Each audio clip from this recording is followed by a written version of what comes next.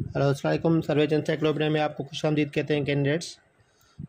जैसा कि आप जानते हैं कि आज प्रोविंशियल असेंबली ऑफ सिंध में वैकेंसीज आई हुई है, जो मैंने फेसबुक पर भी शेयर कर दी थी और व्हाट्सएप ग्रुप पे भी शेयर की थी।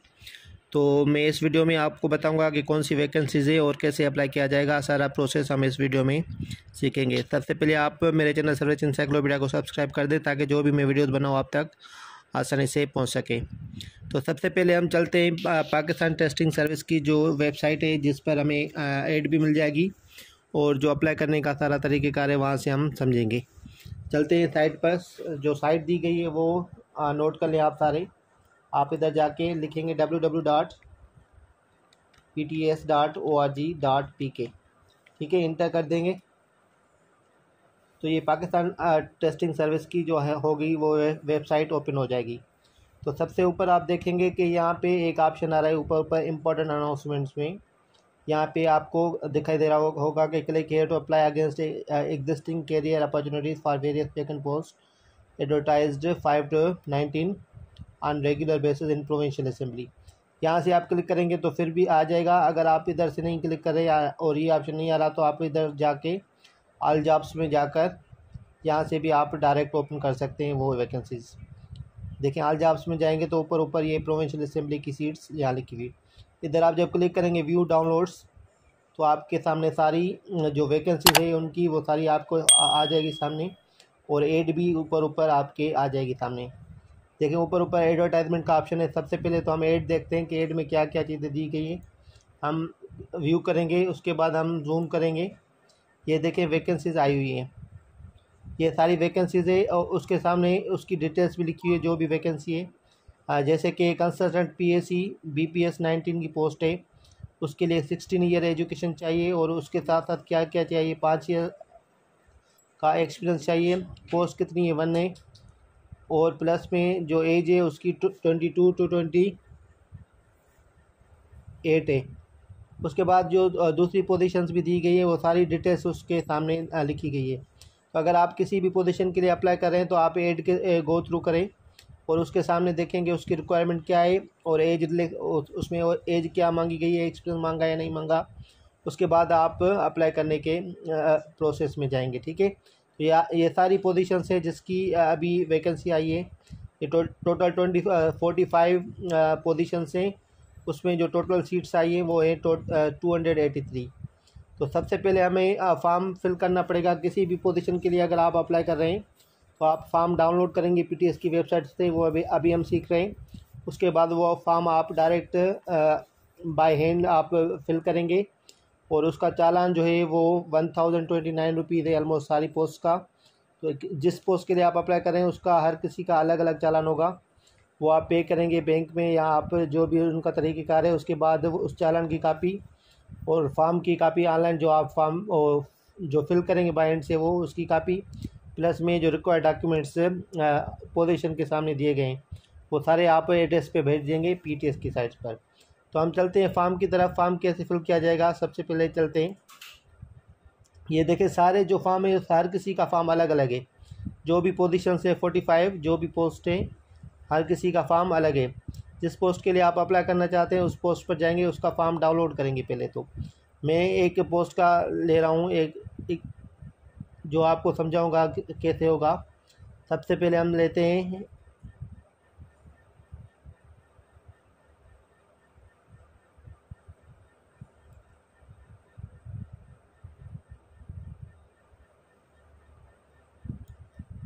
जूनियर सिक्योरिटी असिस्टेंट का मैं फॉर्म डाउनलोड कर रहा हूँ। देखें, इधर मैं व्यू करूँगा और अप्लाई करूँगा। व्यू एंड अप्लाई करेंगे तो आपको फॉर्म ओपन हो जाएगा।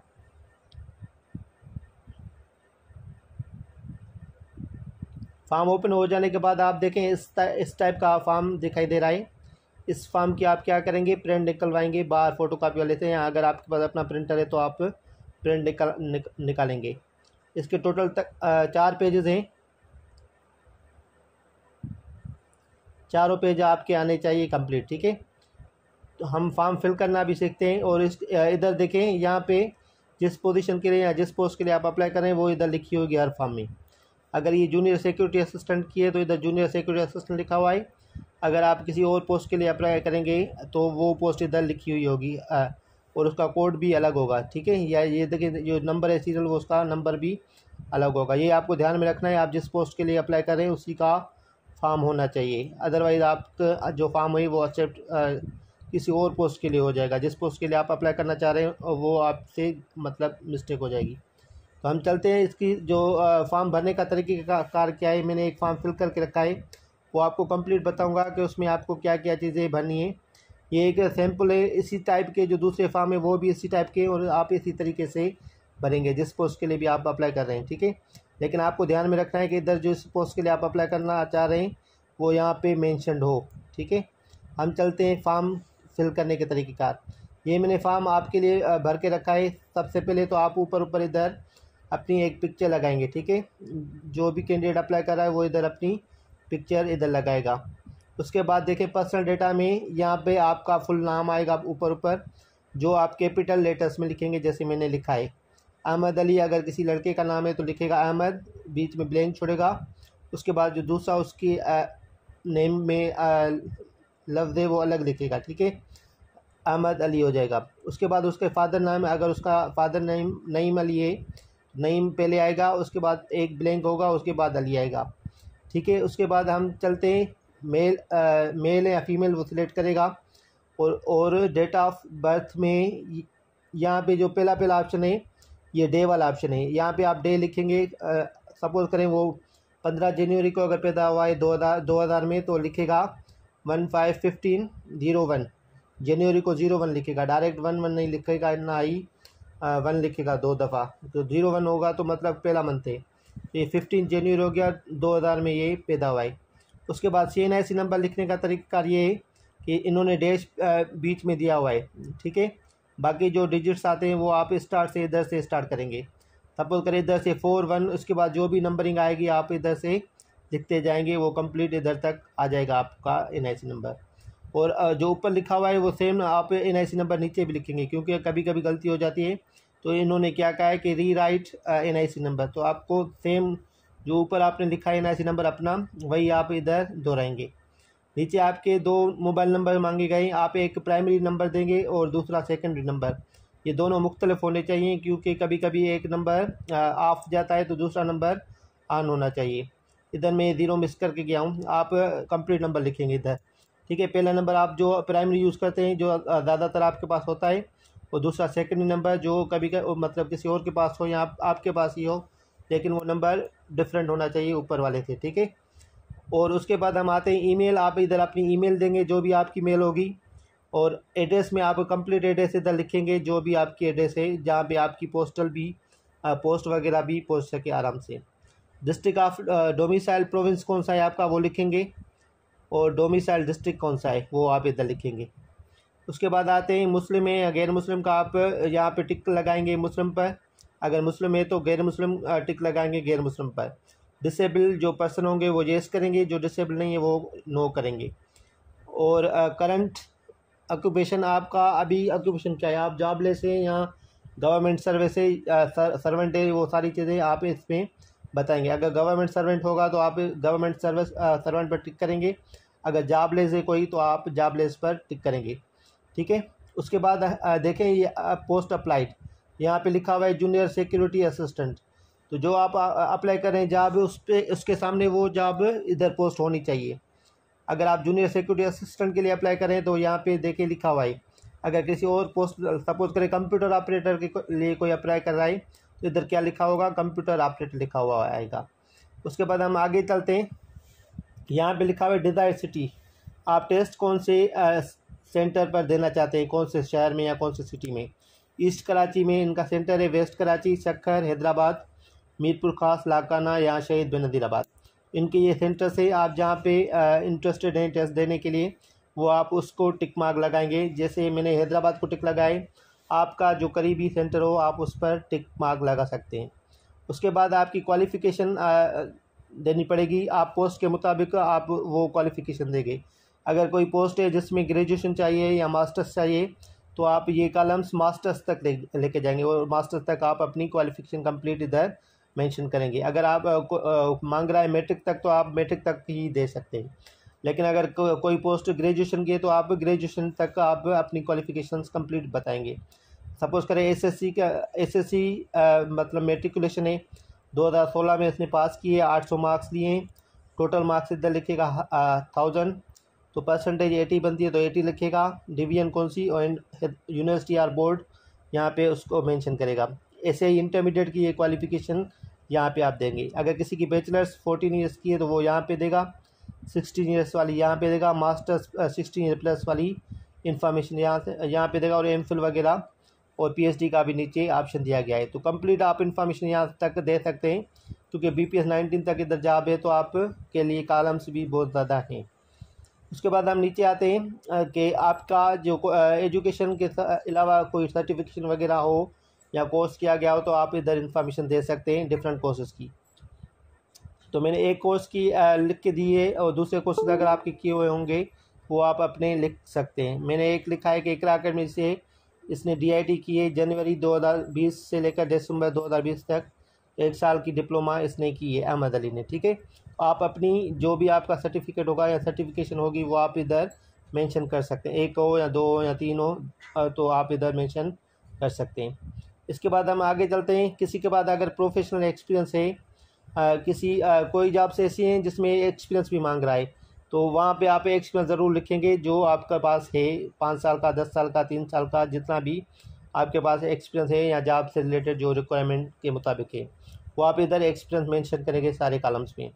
उसके बाद नीचे आते हैं, ये सारा फॉर्म फिल करने के बाद आप इधर टिक मार्क ज़रूर लगाएंगे कि आपने जो भी सारा फॉर्म लिखा हुआ सही लिखा है, और आपने थंब जो इम्प्रेशन दे दिए, एंड जो सारी इन्फॉर्मेशन आपने दे दिए, एंड आपने नादरा का NIC कार्ड अटैच किया है, and paid and attach the चालान फ़ी, और जो चालान आपने पे करेंगे उसकी भी आपने कापी लगाइए, ये भी आप टिक मार्क ज़रूर लगाएंगे।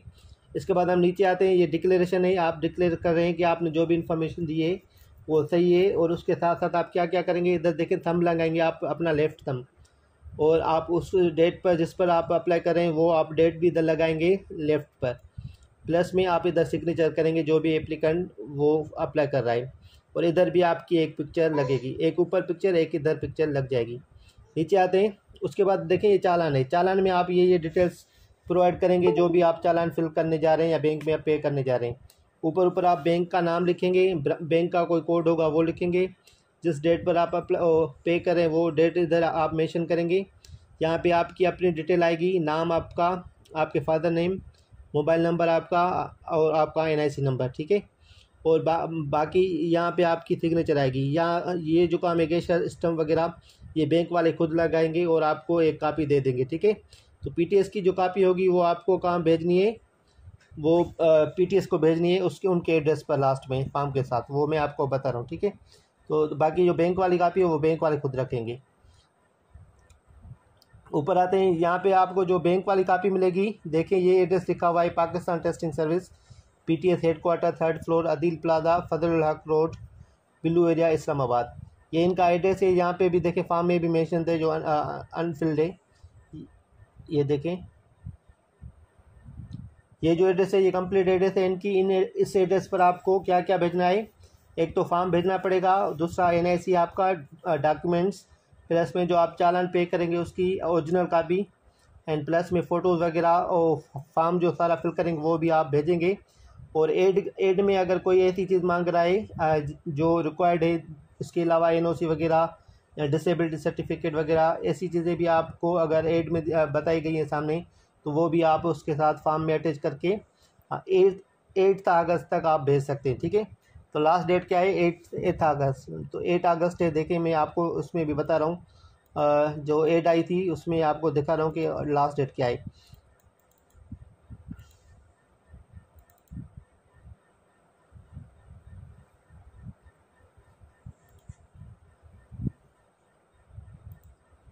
हम एड में इधर से देखते हैं लास्ट डेट क्या है, उस डेट तक आपको ये सारी चीज़ें करके आपको भेजना है।